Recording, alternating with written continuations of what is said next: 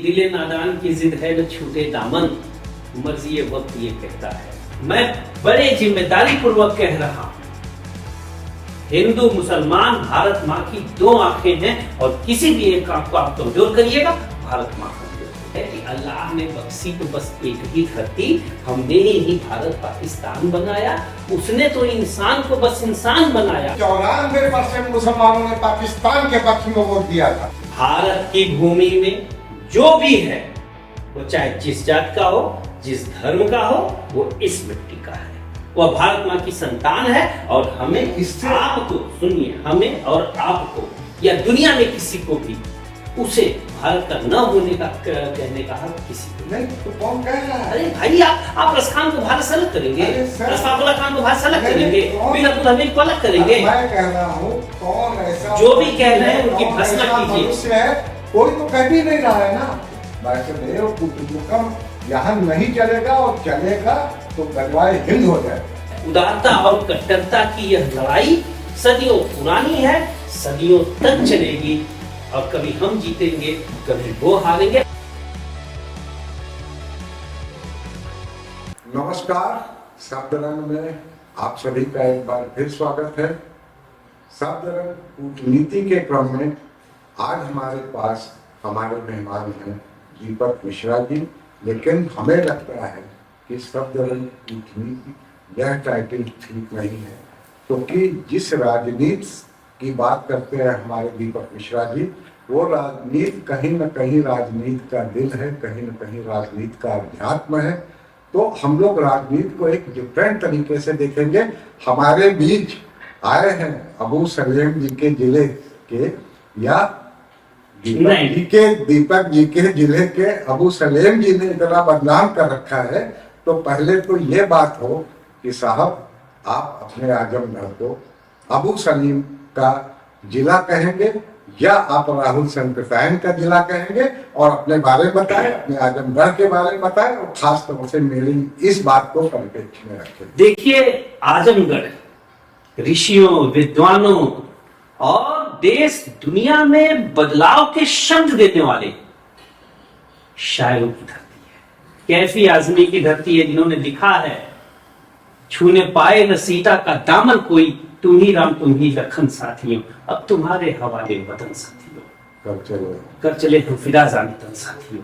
शहीदों के भावनाओं को शब्द देने वाले कैफी आजमी की धरती है। राहुल संकीर्तन का धरती है, जिन्होंने बौद्ध दर्शन को पूरी दुनिया में एक नूतन आयाम दिया। उस राहुल संकीर्तन की धरती है, जिन्होंने 1934 में भारतीय समाजवादी मैनिफेस्टो की ड्राफ्टिंग की। और आजमगढ़ अयोध्या सिंह उपाध्याय हरियौद की धरती है, नरभोग निवास। और इतने नाम है कि मुझे लगता है कि हम लोग कम से कम 7 हफ्ते भी बात करेंगे तो नाम नहीं खत्म होंगे, और उनकी कृतियां बताने लगेंगे तो फिर वो मसी कागज छुए वाली हाल हो जाएगी कि 7 समुद्र में अगर स्याही घोल दिया जाएगा तो भी कम पड़ेगा। दर्शकों, हमने दीपक जी को अच्छी जगह से छेड़ा था, और आपको बढ़िया बढ़िया चीज सुनने को मिली आजमगढ़ के बारे में। और वास्तव में कोई जिला अच्छा या बुरा नहीं होता है, कोई जिला अच्छा उसके अच्छे लोगों के कारण होता है, लेकिन बुरे लोगों के कारण कोई जिला खराब नहीं होता, उसका सम्मान घटता नहीं है।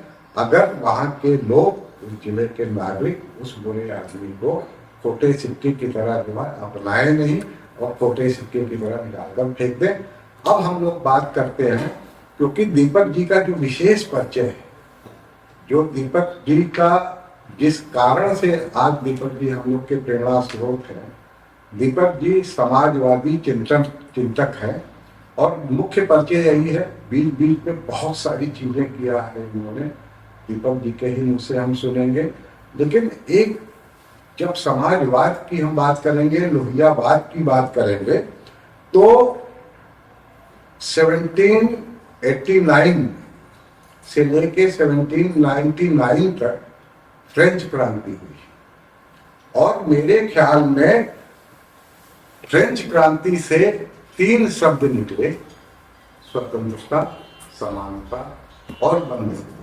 स्वतंत्रता, समानता, बंधुत्व ही कहीं न कहीं समाजवाद का बीज है।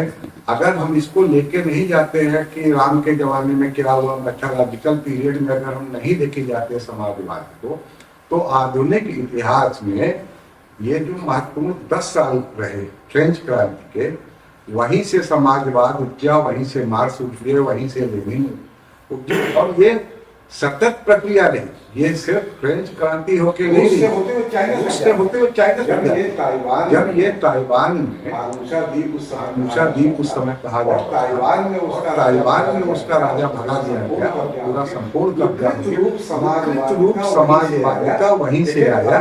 लेकिन अभी हम लोग इतनी जल्दी किसी निष्कर्ष पर नहीं आते हैं। पहला क्वेश्चन इन 3 शब्दों का जो उदय हुआ, और जहाँ तक हमको मालूम है लोहिया जी जर्मनी में भी बहुत उच्च शिक्षा डाल रहा उनका जर्मनी में। तो कहीं न कहीं अगर हम लोहिया जी के समाजवाद की बात करें, लोग अल्पज्ञानी लोग हैं, तो बताएंगे हमारे दीपक जी, ये कहीं न कहीं मार्क्स से प्रभावित तो नहीं। भारत में मार्क्स से प्रभावित जो राजनीतिक आंदोलन हुए हैं वो कम्युनिस्टों ने किया है। वो तो यहाँ 1927 में आ गए थे। भारतीय समाजवाद पूरी तरीके से भारतीय मनीषा के कोख से उत्पन्न है। जैसे का एक जिसमें वो मेला लगाते हैं। क्यों लगाते हैं भाई? आप किसी मार्क्सिस्ट रामायण मेला की कल्पना कर नहीं सकते। लोहिया से पहले समाजवाद के सबसे बड़े पैरोकार अगर मैं कहूँ तो भारतीय मनीषा के मुझे लगता है कि श्रेष्ठतम व्याख्याताओं से वो थे विवेकानंद, जिन्होंने किताबें लिखी है समाजवाद का। गांधी ने कहा कि मुझे तो समाजवाद की शिक्षा ईसावास मिलम के प्रथम सूत्र से मिलती है। समय गुरु गोपाल की तुलसी के साहित्य में आएगी।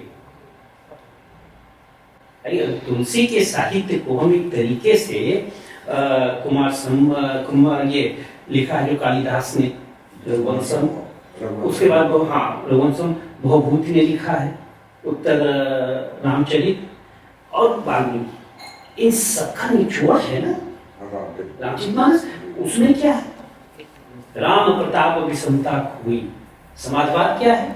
हर तरह के मानवीय विभेद के विरुद्ध संभव बराबरी को रेखांकित करने वाला दर्शन, यानी कि समृद्धि का समतामूलक वितरण हो। और अब आप मार्क्स यहाँ क्या कहते हैं? मार्क्स कहते हैं कि सम्यक बराबरी कैसे संभव है। लोहिया कहते हैं नहीं, संभव बराबरी। और अगर हम संभव बराबरी समाज में नहीं लाएंगे तो ये विषमता की जो खाई है ना, ये विषमता की खाई हमारी दुनिया में असंतोष को जिंदा रखेगी। जैसे दुनिया को बदलने का तस्लीम तेरा दावा, हम अब भी कहते हैं ये दुनिया वही दुनिया है। उदाहरण के तौर पे राजतंत्र में सूबेदार, आगे देखिए सूबेदार कहे जाते हैं। सूबा मतलब प्रांत का प्रमुख, कोई बहुत बड़ा राजा या राजा के अंदर का कुछ भी हो। क्या एक आम आदमी जाके राजतंत्र में राजा से पूछ सकता था कि तुम्हारे आने का वक्त 10 बजे था, तुम 12 बजे क्यों आए? और क्या वो बताता? नहीं बताता। और आज जब लोकतंत्र आ गया है तो भी जब हमारे सूबेदार चलते हैं, मुख्यमंत्री, ये दीगर प्रश्न है, सभा के मुख्यमंत्री, भाजपा मुख्यमंत्री कौन, ये दीगर प्रश्न है। लेकिन जब मुख्यमंत्री तब का सूबेदार चलता था तो भी सड़क खाली होती थी। अब का मुख्यमंत्री चलता है, जिसे उर्दू में कहा जाए तो सूबेदारी कहा जाएगा, तो भी सड़क खाली होगी। एक बात का देखिए, जहाँ तक हमने लोहिया भी आय की सीमा निर्धारित करना चाहते थे। अपर आय वर्ग की इतनी आय मैक्सिमम होनी चाहिए, लोअर आय वर्ग की इतनी आय मैक्सिमम होनी चाहिए। क्या आज के परिप्रेक्ष्य में आपको लगता है ये संभव है? दूसरा मैं इसी के साथ जोड़ देता हूँ एक क्वेश्चन और, कि छोटे और लघु मशीनरी से, लघु उद्योगों के माध्यम से, जो गांधी जी की एक थ्योरी है कि not the mass production but production by the masses, तो वो थ्योरी चाहे लोहिया जी से गांधी जी तक गई, चाहे गांधी जी से लोहिया जी तक आई, ये क्या आज के परिप्रेक्ष्य में संभव है? ये प्रश्न शायद बहुत जल्दी हो गया। अभी आप सिर्फ इतना बताएं कि आय की सीमा क्या निर्धारित किया जा सकता है आज के समाज में? दोनों प्रश्न एक दूसरे से संबंधित है। जैसे डॉक्टर लोहिया कहा करते थे कि अमीर और गरीब के बीच में आय का अनुपात 1:10 होना चाहिए, एक चीज। और इससे देश का हर संवेदनशील व्यक्ति सहमत था जी। अटल बिहारी वाजपेयी जी ने संसद में मधुलिखित में उद्धृत करते हुए एक डिबेट में कहा है कि मैं डॉक्टर लोहिया जी की बातों से सहमत हूं और ये आदर्श है, लेकिन अभी ये संभव नहीं है, इसलिए 1:20 होना चाहिए। अटल बिहारी वाजपेयी ने लोहिया जी को उद्धृत करते हुए मधुलिखित जी को से आंख मिलाते हुए बात कही थी, सदन में कही थी, लोकसभा में, कोई राजनीतिक मंच में नहीं कहा। अब सुनिए, अभी ये बात नहीं। अब दूसरी बात ये है कि क्यों नहीं ये संभव है? आप बताइए, एक नारा लगता था डॉक्टर लोहिया का फरमान, रेल का डब्बा एक समान। जब ये नारे लगते थे तब संभव लगते थे? नहीं लगते थे। आप मेट्रो में जाइए, आप मेट्रो में जाइए, सारे रेल के डब्बे एक समान। मेट्रो रेल ही तो है, बड़ा छोटा रेल हो गई और क्या वो बात होगी। दूसरी बात क्या कहते थे? अब आप आइए, कभी स्वीडन जाइए, कभी जर्मनी जाइए, कभी इंग्लैंड जाइए, आप देखिए बड़े आदमी और छोटे आदमी क्या है का अंतर? यही होगा, 9, 8.5, 10 होगा।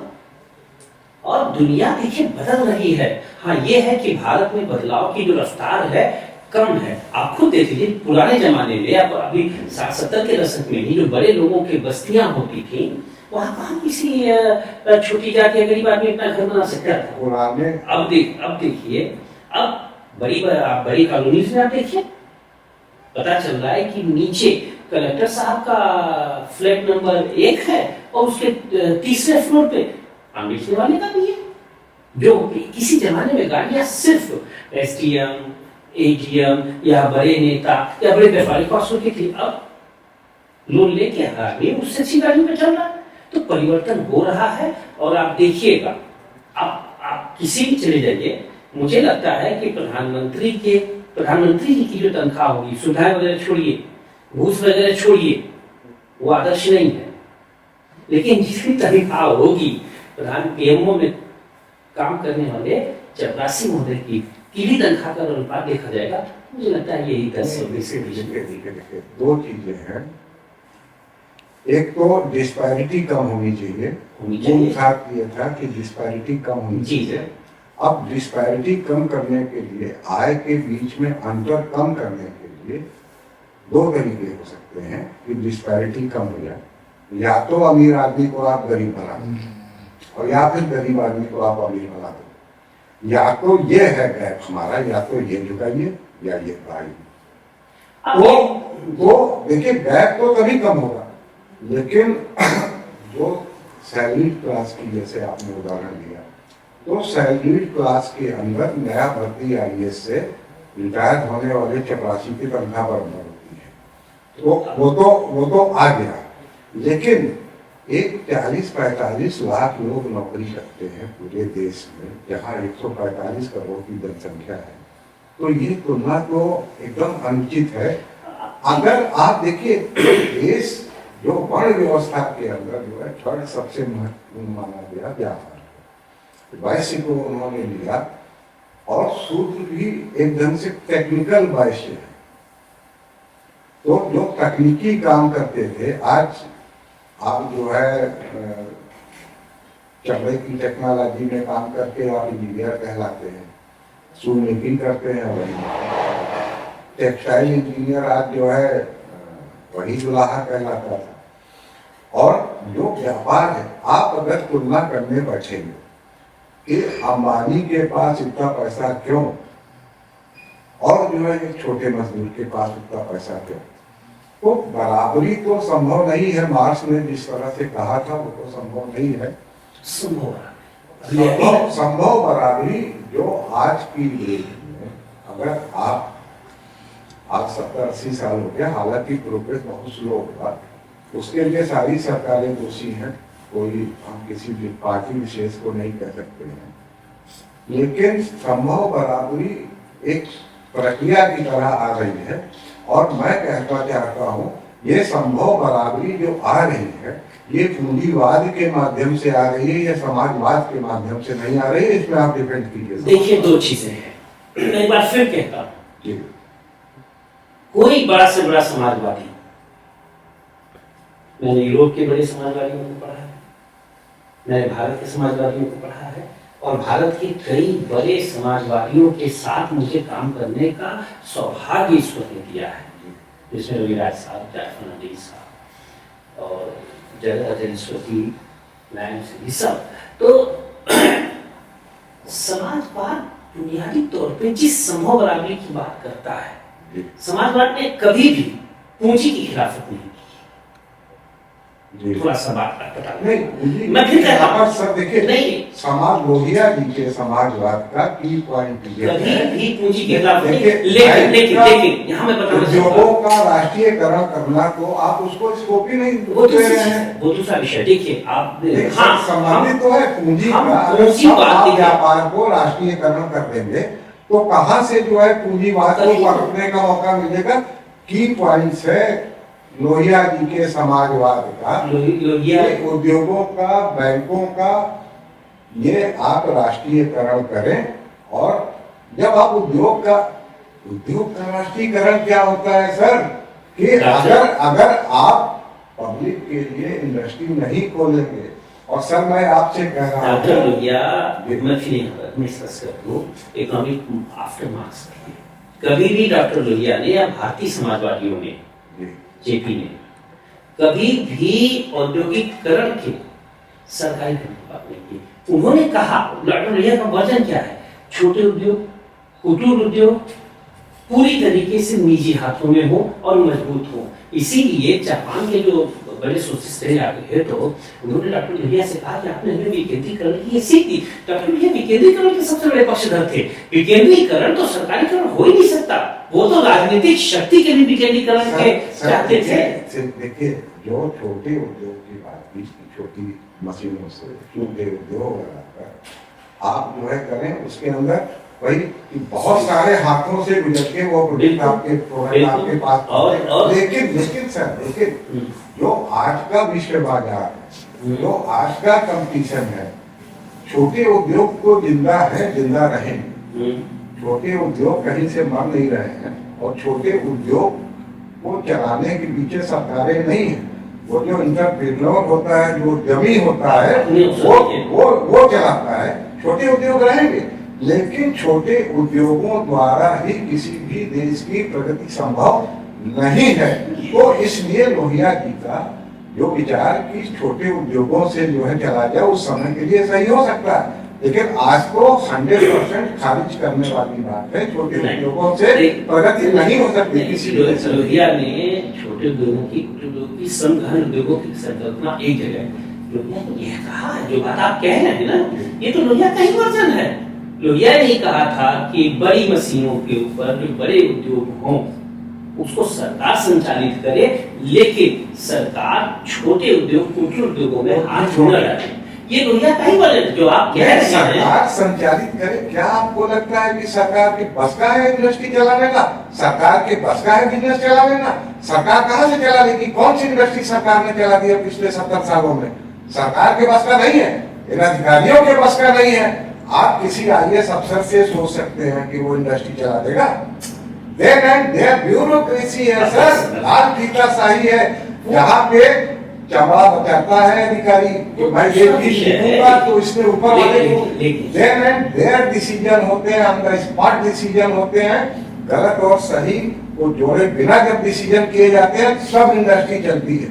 Industry, public sector industry is a big flop. और जो भी बड़ा से बड़ा मनीषी हो, बड़े से बड़ा विद्वान है, क्योंकि वो विद्वान है, वो व्यापारी नहीं है। अगर वो सिर्फ जो है लोहिया जी के परिवार में किसी ने व्यापार किया होता तो ये बात लोहिया जी कहते, तो लोहिया जी शायद कहते ही नहीं, क्योंकि आर्थिक लोहिया हाँ हाँ, अकबर मारवाड़ी अकबर अकबर अकबर के जो है सम्राट थे, कलकत्ता में उनके चाचा तो पति थे। सम्राट थे, लेकिन वो और कुछ दिन उन्होंने बाजार से शादी का। लेकिन वही मैं कह रहा हूँ ना कि देखिए जो समाजवाद है कुछ चीजें ऐसी होती हैं, आइडियोलॉजी बहुत खूबसूरत होती है, लेकिन प्रैक्टिकलिटी में उनको क्रियान्वयन करना संभव नहीं होता है। नहीं, वो तो हर आदर्श जो होता है ना, जी। हर आदर्श देखिए, कोई भी सिद्धांत आदर्श और व्यवहार के बीच के रूप की एक तंत्र होता है। अब जैसे लोहिया जी ने एक चीज कही कि विश्व सरकार की परिकल्पना जो है लोहिया जी ने किया, तो वो कहीं न कहीं से इस्लाम वाला पकड़ लाया कि धरती, पूरी धरती जो है अल्लाह की, सुनिए पूरी धरती अल्लाह की, और एक अकेला जो है जो उसका क्या बोलते हैं खलीफा जो है। अच्छा, वही सिद्धांत, एक मिनट, वही सिद्धांत लिया जो है मार्क्स ने कि दुनिया के मजदूरों एक हो। बाउंड्री लेस नेशंस की जो परिकल्पना है वो अगर यूएनओ तक है, जो आप इशारा कर रहे हैं बीच में, तब तक तो ठीक है, लेकिन अगर विश्व सरकार की अगर आप बात करते हैं, बाउंड्री लेस नेशन की बात करते हैं, ये भी एक आदर्श है। यहाँ मैं आपको बताना चाहूंगा, डॉक्टर लोहिया की जो विदेश नीति थी वो ये थी कि दुनिया में जितने भी लोग हैं, जैसे पूंजी निर्बाध आवागमन करती है, मनुष्य भी निर्बाध आवागमन करे। इसके लिए वो ये चाहते थे कि हम पूरी दुनिया का भ्रमण बिना किसी लालफिता साहे के करें, क्योंकि हम इसी दुनिया के निवासी हैं। और इसीलिए आप देखिए, जब डॉक्टर लोहिया अमेरिका जाते हैं तो वो सत्याग्रह करते हैं, किसके खिलाफ? भारत में लगे थे, लेकिन अमेरिका में है। तो अब लोहिया की जो संकल्पना थी शासन की, वो चौखंबा प्रणाली थी। चौखंबा माने केंद्र, प्रांत, जिला और ग्राम, चारों बराबर रूप से सशक्त हो। अब सुनिए, अब उन्होंने विश्व सरकार की बात क्यों की? उनके विश्व सरकार का मामला ये नहीं था कि कोई एक राजा हो, ऐसा बिल्कुल नहीं था। डॉक्टर लोहिया के विश्व सरकार का मतलब ये था कि जो अंतरराष्ट्रीय स्तर पे सारे देशों का एक संबंध, शासक और शोषित की सीमा को तोड़ते हुए हो। वो तो खुद ही लड़ रहे थे ब्रिटानिया हुकूमत से और अपनी पूरी जवानी जेल में बिताई। लेकिन जब कोई बहुत अच्छा आदमी वो सोचता है तो ये भूल जाता है कि दुनिया अच्छे लोगों से नहीं बनी है। तो दुनिया में, लेकिन दुनिया में सारे लोग खराब भी तो नहीं है, तो सिर्फ अच्छे भी तो नहीं है। तो फिर खराब तो नहीं है, तो एक समझ से चलेगा। जैसे लोहिया जी, गांधी जी, जवाहरलाल नेहरू, आप किसी पार्टी वार्टी में मत जाइए, जब ये लोग सोचते थे तो ये स्वयं अच्छे थे, तो उनको लगता था दुनिया भी बहुत अच्छी है। देखिए, तो बाउंड्री लेस नेशन के लिए आप कहीं जाइए, कहीं जाइए, आराम से आई जाइए, क्या वास्तव में ये प्रैक्टिकली पॉसिबल है? डिफरेंट लेयर होते हैं एडमिनिस्ट्रेशन के, डिफरेंट लेयर होते हैं। आपको पता है, जापान का पासपोर्ट धारी 193 देश में बिना मतलब वीजा अराइवल पे जा सकता है। हमारे देश के लोग, हम जो हमारा पासपोर्ट है उस पे आप 67 देशों में बिना किसी वीजा के जा सकते हैं। नहीं, वीजा में अराइवल मिलता है। तो ये तो एक मधुर सपने थे, हमें आदर्श की ओर बढ़ना चाहिए। जी, एक मधुर सपने थे। वो मधुर तो वही मैं कह रहा हूँ कि आइडियोलॉजी, हर आदमी, जैसे हर व्यक्ति ये ख्वाब देखता है कि उसके पास बेहतर रहन सहन हो, उसके पास सारी सुविधाएं हो, ये उसका आदर्श सपना है। इसके लिए वो मेहनत भी करता है, पढ़ाई करता है, नौकरी करता है, एक सामान्य परिस्थितियों में। लेकिन इस मधुर सपने को पूरा करने के लिए डकैती नहीं डाली जाती। तो आदर्श की ओर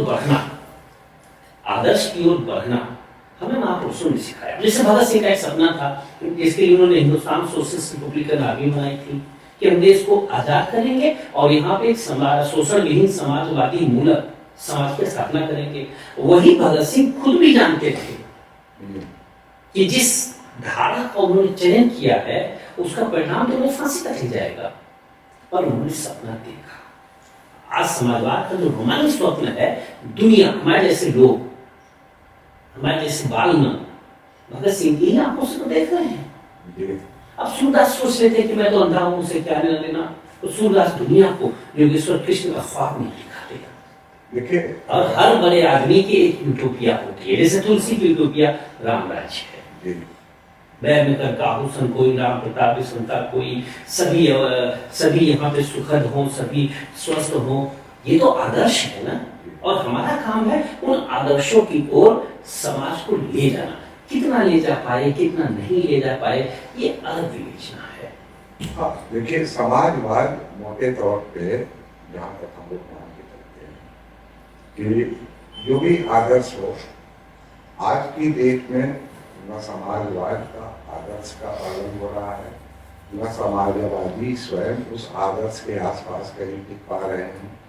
आप सामाजिक चिंतक के रूप में एक आपका अलग स्वरूप है, लेकिन जब आप इसी समाजवादी चिंतन को समाजवादी पार्टी में अप्लाई करते होंगे तो आपको लगता होगा कि मैं टाइम वेस्ट कर रहा हूँ, यहाँ कुछ नहीं हो पाएगा।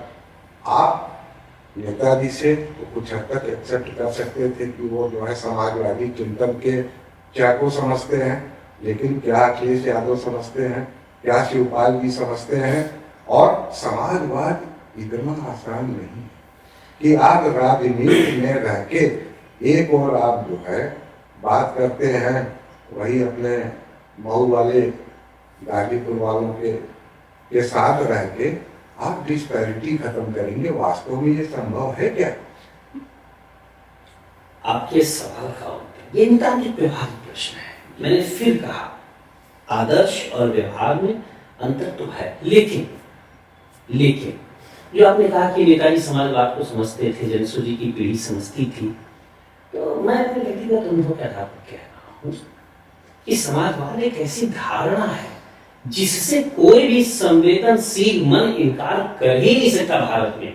एक चीज। अब दूसरी बात, वो तो भारत में बस यही आइए, भारत में अखिलेश और शिवपाल जी ने इसी परंपरा की है। उदाहरण के तौर पर लोग जो मुझे जानते हैं कि मैं अपनी ही शर्तों पे, अपने ही शब्दों पे कर पाता हूं। मुझे तो अखिलेश और शिवपाल जी कहने को संरक्षण मिला, क्यों मिला? अगर विचारधारा के प्रति आग्रह प्रेम नहीं होता तो क्यों देते? एक चीज। दूसरी चीज, व्यवहारिक राजनीति की अपनी जरूरतें होती हैं। अब जैसे आपने कहा कि वो गाजीपुर वाले कौन, उसकी बात में कहता हूं, लेकिन अस्तगफुरुल्लाह खान भी तो है मुसलमानों में। वही बात हुई ना। आपको अगर माफिया से उदाहरण लेना था तो आप किसी और भी को ले सकते थे ना। बीजेपी बीजेपी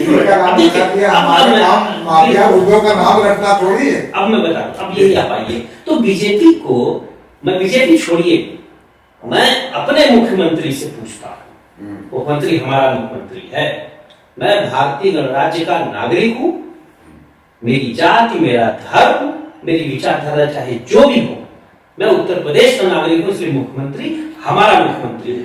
मैं अपने मुख्यमंत्री से पूछता हूं, तो इसका जवाब हमारे मुख्यमंत्री को देना चाहिए। आप अगली बार उनके साथ इंटरव्यू करके पूछ लीजिएगा। अभी हम इतने बड़े आदमी नहीं हो जाएंगे, सब बड़े होते हैं, बीच से ही आदमी बटरीच होता है।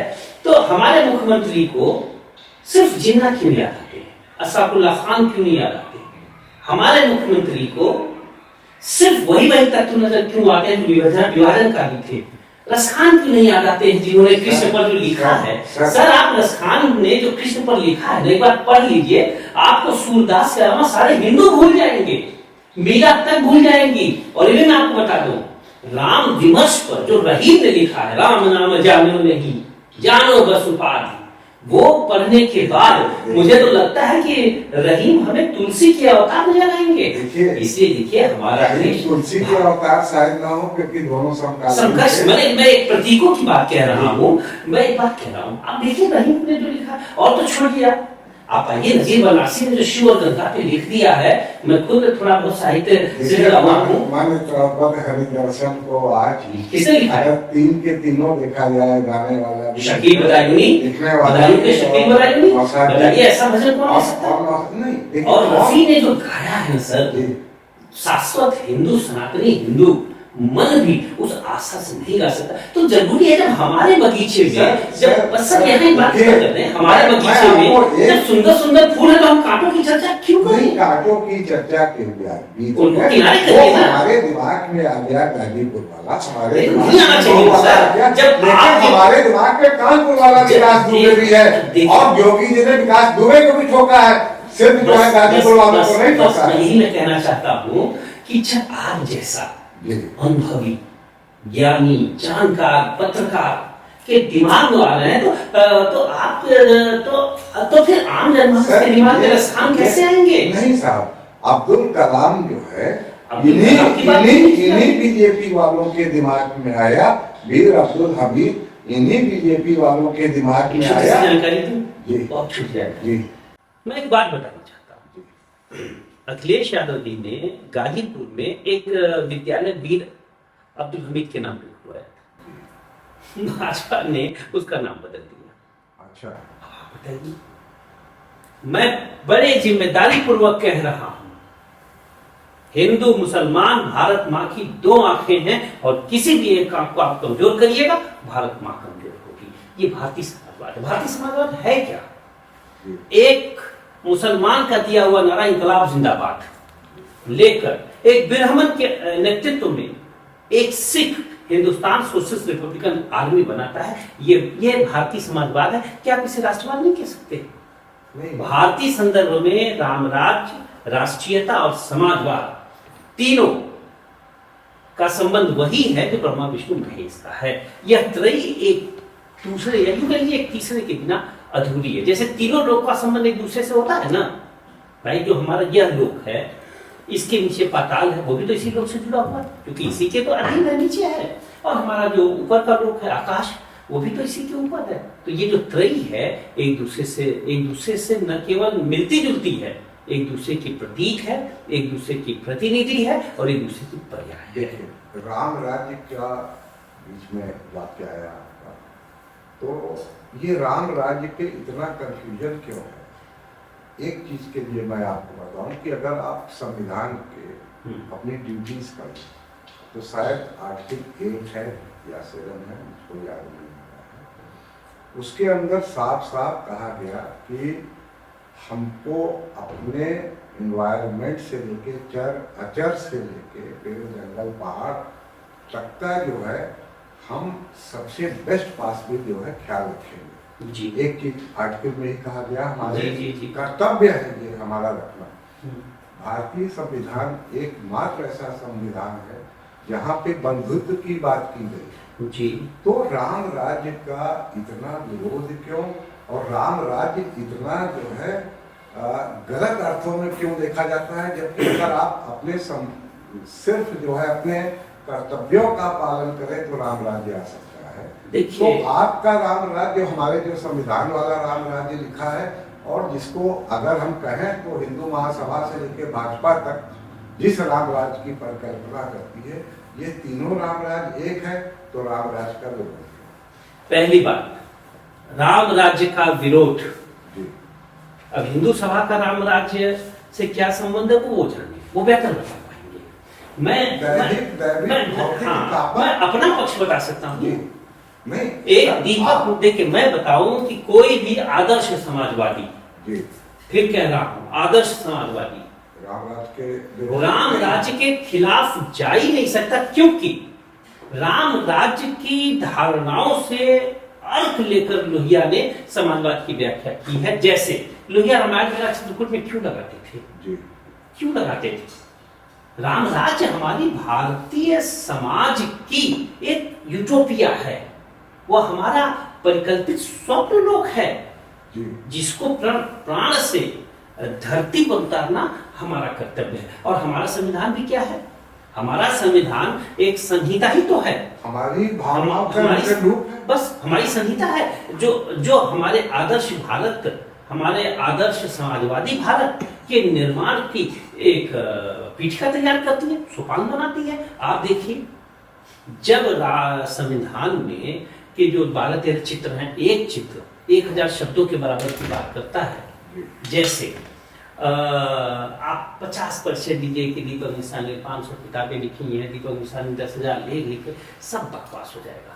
आप अच्छी किताब के साथ मेरी एक फोटो वायरल करते हैं, एक शब्द 1,000 शब्दों की बात एक चित्र कहता है। जब उस पे राम दरबार का चित्र बनाया जा रहा था तो वहां एक से एक मुसलमान थे, असफार हसरत मोहानी साहब थे, मौलाना आजाद तो ताकतवर स्थिति में थे, किसी ने विरोध किया?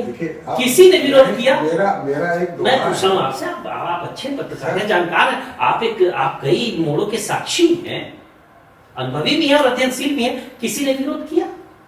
नहीं, किसी ने विरोध किया? उत्तर हाँ या ना में देना। मैं अपने दोहे क्या क्या क्या क्या हसरत मोहानी ने विरोध किया? मैं आपकी बात का जी अपने एक दोहे अपने एक दोहे से उत्तर देता हूँ। मेरा ही दोहा है और जो आप कह रहे हैं वही ये भी कह रहा है। संविधान के पृष्ठ पर छपा राम का चित्र, संविधान के पृष्ठ पर छपा राम का चित्र, और मांगे वही सबूत भी, कैसी बात। ये विचित्रता किसने पैदा की? और एक चीज बता दूं, अब आप आइए राम के संदर्भ में, जैसे हम कहते हैं भारत माता की जय, कौन है भारत माता? किस स्कूल में पढ़ती हैं? किस महाविद्यालय में जाती हैं? कोई भारत माता किस जात की है? नहीं, हर भारत की परिधि में रहने वाली वह तोड़ती हुई पत्थर जिसका चित्र निराला करते हैं, वही भारत माता है। हमें भारत माता को सशक्त करना है तो हमारे यहाँ जितने भी दलित, शोषित, कमजोर हैं उनको मजबूत करना होगा। इसीलिए समाजवाद विशेष अवसर के सिद्धांत की बात करता है। सर, ये तो जीवित आप जो है चर और अचर, अगर आप चर के अंदर मान लें कि पेड़ पौधों को भी शामिल कर लें तो अचर जंगल, पहाड़, नदियां, झरने वो सब अचर हो गए।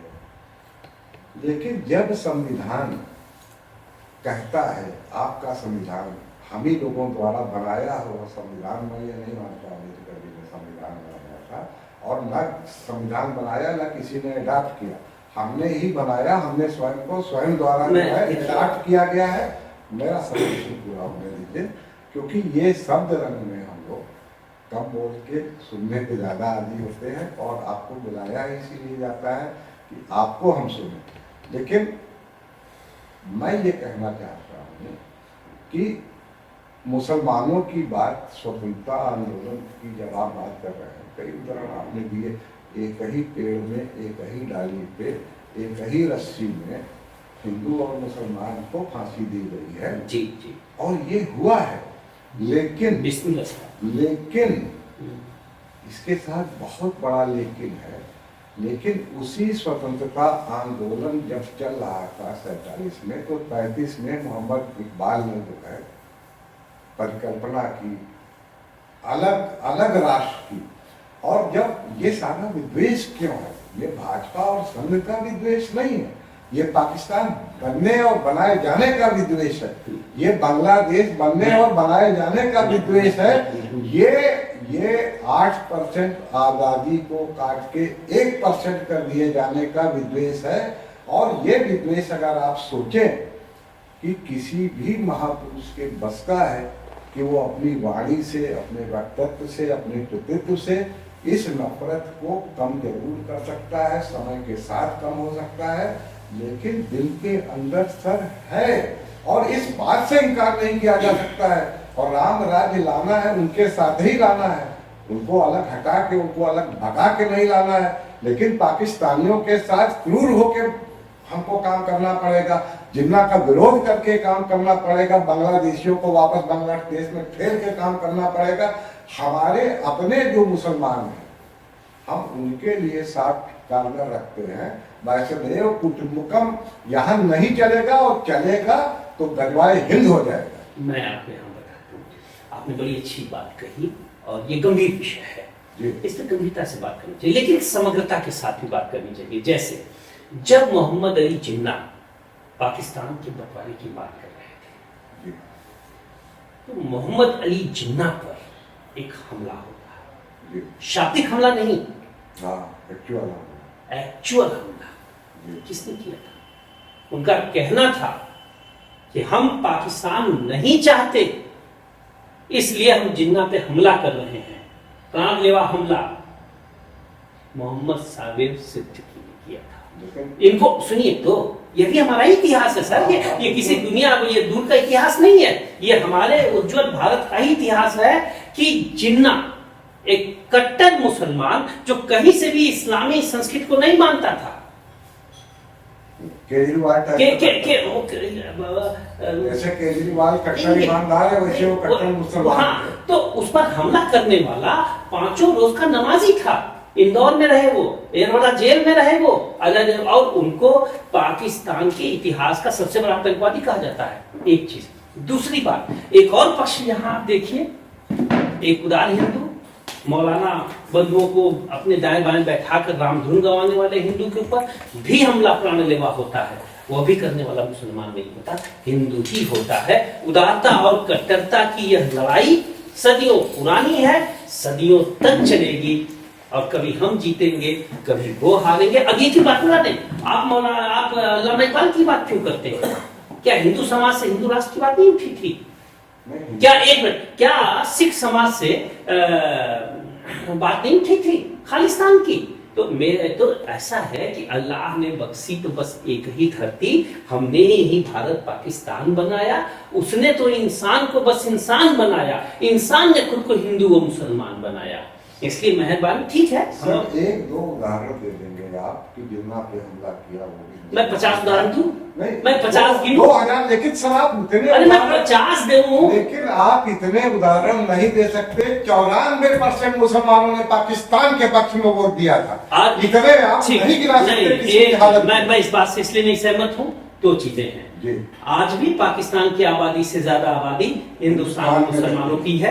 एक चीज, जिन्होंने ही वोट दिया और नहीं, ऐसी बात नहीं है। और दूसरी बात, और मैं एक और बताऊंगा आपको, पाकिस्तान सुनिए, पाकिस्तान के भी एक बलूच क्षेत्र आता है जहाँ के खान अब्दुल गफ्फार खान थे, भारत के खान अब्दुल गफ्फार खान। पाकिस्तान ने उनको जेल में रखा था, इसलिए वो मांग कर रहे थे कि बंटवारा गलत है। ऐसा है, देखिए। लेकिन सर मुसलमान, जब देखिए, जो बड़े लोगों की बात मत करिए, बड़े लोग तो नहीं चाहते थे, एक अकेले कुछ लोगों की जिद में पाकिस्तान बना। लेकिन जो यहाँ की आवाम थी और जो यहीं रह गए सर, क्या इस सोच से लड़ने की जरूरत नहीं है जी? इस सोच से, इसी सोच की सोच लड़ने की जरूरत नहीं है। इसी सोच से ही लड़ने की जरूरत है। लड़ रहे हैं, हमारे साथ दीजिए। मैं डंके की चोट पे कह रहा हूँ कि गांधी की हत्या गलत थी। गांधी की हत्या तो क्या अगर जिन्ना की भी हत्या हो जाती तो वो भी गलत थी। मैं नहीं कह रहा हूं। तो फिर नफरत और हिंसा की बात ही क्यों? एक चीज और बताइए आप, हम क्यों नहीं याद करते हैं शेर अली को? आपको पता है गुलाम हिंदुस्तान में सबसे बड़ी क्रांति शेर अली ने की। एक शेर अली को, अरे 10 नाम तो मैंने, अशफाकुल्ला खान, 10 लाख लोगों को याद करने के लिए हम 94% जो पाकिस्तान बनाने वाले मुसलमान थे उनको कैसे भूल जाए? किसको?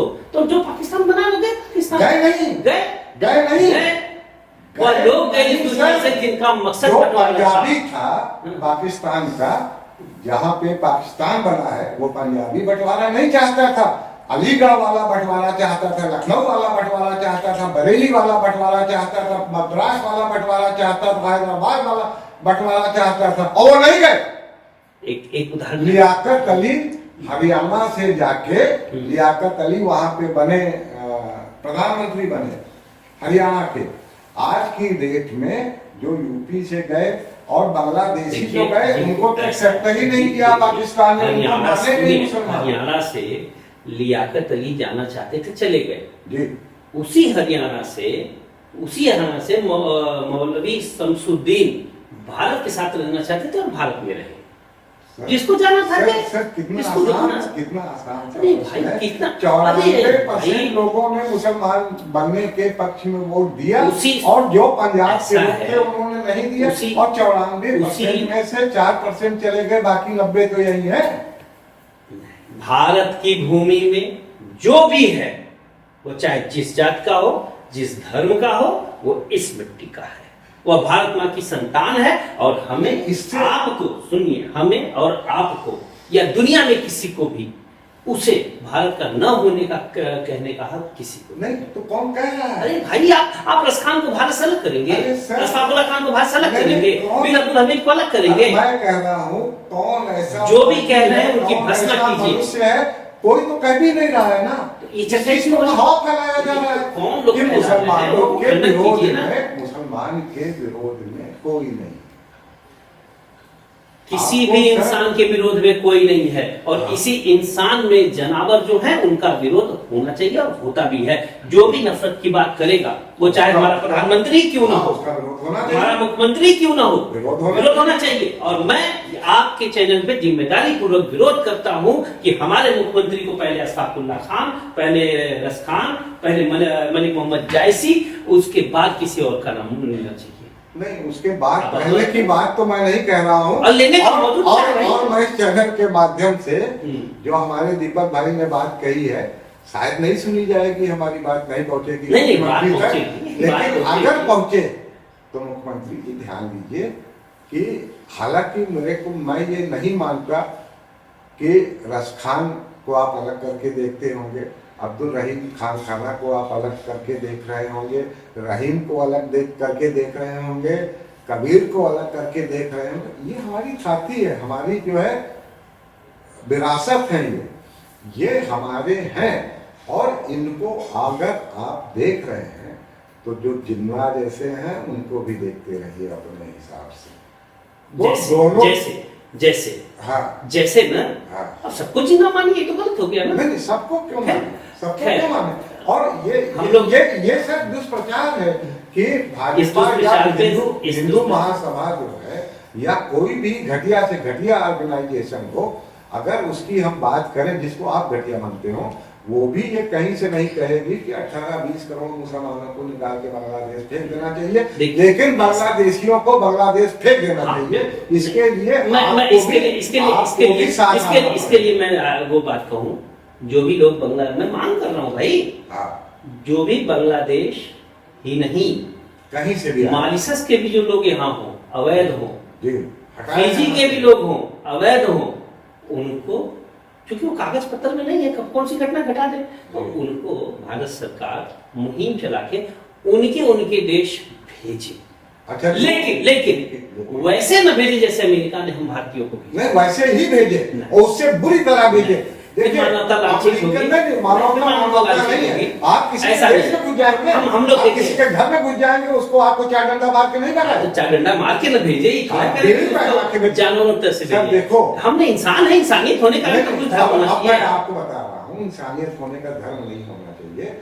देखिए, अमेरिका में आपको बहुत बार गए हैं, आप जैसे ही कागज पे आपसे ड्राइविंग लाइसेंस का मांगेगा, आप 5 मिनट लेट करिएगा, आपको बो डाउन करेगा वो नीचे, वहां पे आपको हाथ पीछे ले जाके पीछे हथकड़ी बांधेगा।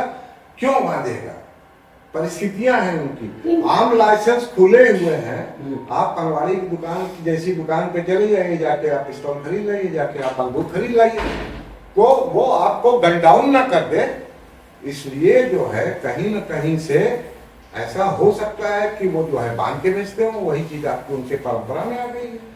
बेड़ी बांध देते हैं कि जहाज से लेके जा रहे हैं, कहीं कोई नाश ना कर दे। तो ये चीजें, लेकिन अभी जैसे आप देखते हैं कि फ्री कर देना कि हथकड़ी लगा के कोर्ट में नहीं पेश हो, कहीं होता है हथकड़ी लगा के कोर्ट में पेश हो, तो बहुत सारी चीजें हाँ, हो रही तो अलग विषय है। वो अलग विषय अलग है, विषय। लेकिन वो अपराधी है और अपराधियों की तरह उनके साथ ट्रीटमेंट, अपराधियों को सजा भी मानवीय मूल्यों के तहत मिलना चाहिए। वो वो अलग विषय, इंसान होने का धर्म हमें निभाना चाहिए। फिर हमें और जानवरों में फर्क क्या रह जाएगा? जी जी, वो तो मैं सहमत हूँ, और शायद हम बहुत चीजों पे सहमत हैं हम लोग आपस में। लेकिन एक चीज सर मैं पूछना चाह रहा हूँ, पूंजीवाद और साम्यवाद के बगैर एक नव समाजवाद लोहिया जी निर्वाह करना चाहती, तो वो नव समाजवाद क्या है? देखिए, मैं यहाँ बहुत बड़ी बात, बहुत बहुत समझिए कि आपने वो प्रश्न पूछ दिया जिसपे तमाम लोगों ने शोध किए हैं, अब शोध का विषय भी है, और भारत में नहीं, भारत से ज्यादा जर्मनी में, जापान में, इंग्लैंड में, अमेरिका में। देखिए, पहली बात तो 2 अंतर है। कोई भी सोशलिस्ट,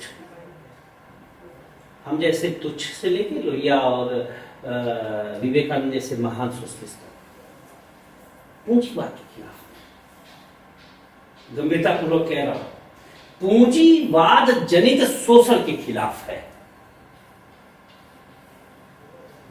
शोषण के खिलाफ, जैसे हमने मांग की कि कोर्ट कचहरी की भाषा अंग्रेजी नहीं, वो हिंदी होनी चाहिए, तमिल क्षेत्रों में तमिल हो जाए।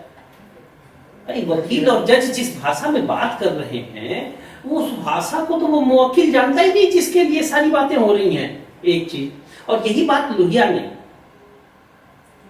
सभी अर्थों में किया। जब ये कहा ना कि धर्म दीर्घकालीन, राजनीति राजनीति अल्पकालीन धर्म, जैसे हम वाल्मीकि के रामायण का भी उतना ही सम्मान करते हैं जितना तुलसी के रामायण करते हैं, लेकिन तुलसी का रामायण हमारी समझ में आता है तो उसको ज्यादा प्रेरित करते हैं। तो लोकतंत्र में तभी मजबूत होगा जब लोक भाषाएं होंगी, और पूंजी भी लोक धारणा का एक अहम हिस्सा, साधन रहे ना, साधन साध्य न बने।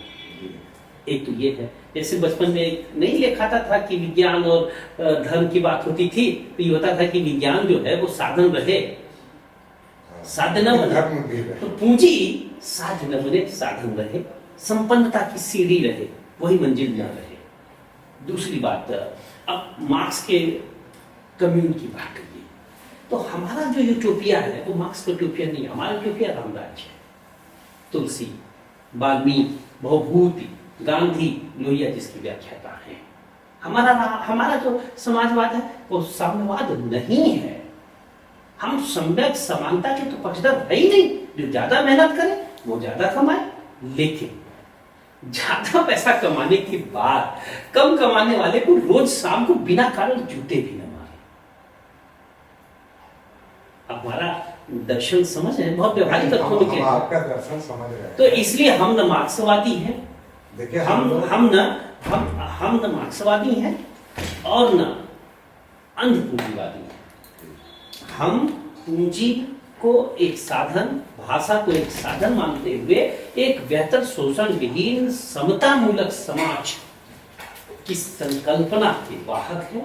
और ये सपना हमने नहीं देखा है, हमारे महान पूर्वजों ने देखा है। नाम चाहे जो दे दीजिए, इसे आप भगत सिंह का समाजवाद कह दीजिए जिसके चंद्रशेखर आजाद पहलुआ है, आप इसे लोहिया का समाजवाद कहिए जिसका आचार्य नेहरू पहलुआ है, आप इसे तुलसी का रामराज कहिए, वाल्मीकि जिसके पहलुआ है।